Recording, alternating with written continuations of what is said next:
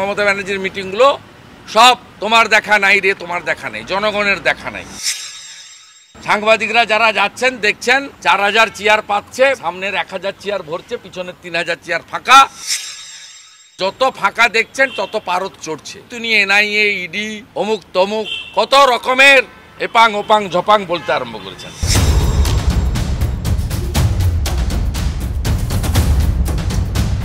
Police অবজারভারের সঙ্গে আমরা 3 জন meet করলাম। প্রথমত কাটসি মিট, দ্বিতীয়ত আমরা যেটা বলেছি সেটা হচ্ছে যে পশ্চিমবঙ্গ একমাত্র রাজ্য, আমি 21-এর আগের কথা আর বলছি না, আমি ওনাকেও বলিনি, কারণ তো অনেক গল্প, অনেক বড় লম্বা, সিপিএম কিভাবে রিগিং করতো, যারা এখন বড় বড় কথা বলছেন যাদবপুরে গিয়ে, দমদমে গিয়ে তারা কি করতেন, তারা কেশপুরে 1 লক্ষ ভোটে নন্দরানী দল জিততেন, সেগুলো কান্তি গাঙ্গুলি কি করতেন, মজিদ মাস্টার কি করতেন, ওগুলো গল্প করতে গেলে তো 3 ঘন্টা লাগবে। আমরা ওতে যাইনি।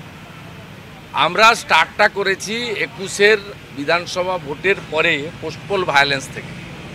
আমরা বলেছি যে পোস্টপোল ভায়োলেন্সে 12,000 এফআইআর হয়েছে।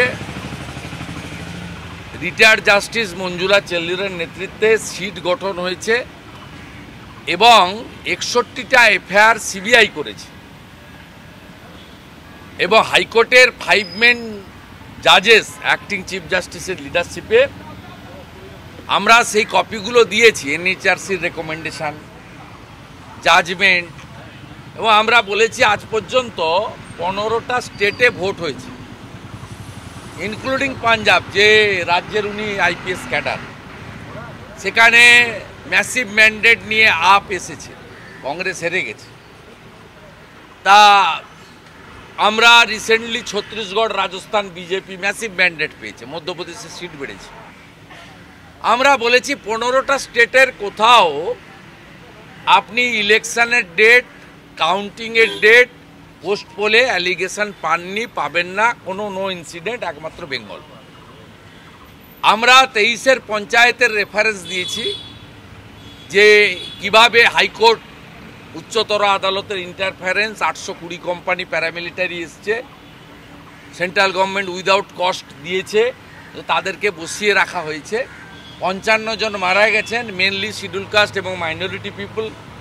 প্রার্থী খুন হয়েছেন, কাউন্টিং সেন্টারে কাউন্টিং এজেন্টরা ঢুকতে পারেননি। অ্যাপ্রক্স 1 কোটি রুরাল বেঙ্গলের ভোটার, তারা ভোট দিতে পারেননি। 15,000-এর কাছাকাছি সিট, 14,000 সামথিং সিট আনকন্টেস্টেড হয়েছে।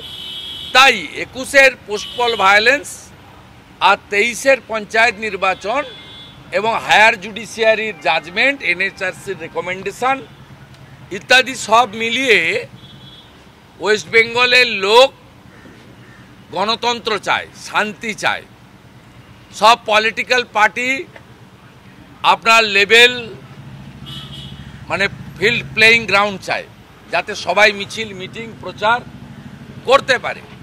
এবং আমরা পরিষ্কার বলেছি এই রাজ্যে তৃণমূল কোনো শক্তি নেই, তারা চুরি, দুর্নীতি এবং সন্দেশখালির পরে মানুষ বর্জিত হয়েছে। মমতা ব্যানার্জির সভাগুলোর দিকে তাকালে, কারণ এখন তো পাট্টা দেওয়া যাচ্ছে না, কন্যাশ্রীর মেয়েদেরও আনা যাচ্ছে না, সবুজ সাথীর সাইকেলও দেওয়া যাচ্ছে না, তাই মমতা ব্যানার্জির মিটিংগুলো সব তোমার দেখা নাই রে, তোমার দেখা নেই, জনগণের দেখা নাই।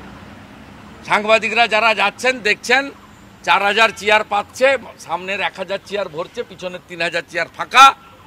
আর উনার যত ফাঁকা দেখছেন তত পারদ চড়ছে, ততই তিনি এনআইএ, ইডি, অমুক তমুক কত রকমের এপাং ওপাং ঝপাং বলতে আরম্ভ করেছেন।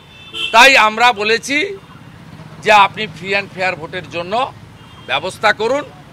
এবং পুলিশ হচ্ছে মূল প্রতিপক্ষ, পশ্চিমবঙ্গ পুলিশ হচ্ছে মূল প্রতিপক্ষ, তারাই এখানে এইসব করছে। প্রায় 15,107 কাটা হয়েছে, তার মধ্যে 13,000-এর বেশি বিজেপি কার্যকর্তার নামে 107 কেটেছেন। আমরা এই কথাগুলো বলেছি, কিছু তথ্য ওনাকে দিয়েছি। আমাদের মিটিং খুব ফ্রুটফুল হয়েছে বলে আমরা মনে করি। আমরা ফার্দার কমিউনিকেশনে থাকব। আমরা ফ্রি অ্যান্ড ফেয়ার ভোট চাইব, ডেমোক্রেটিক ম্যানারে ভোট চাইব। আর নির্বাচনী প্রচারে সকলের অংশগ্রহণ এবং ভোটের দিন 7টা ফেজেই যাতে ইনসিডেন্ট ফ্রি ভোট হয়, আর স্টেট পুলিশকে, কলকাতা পুলিশকে মানে হায়ার অফিসারকে যাতে রেস্টেন্ড করেন।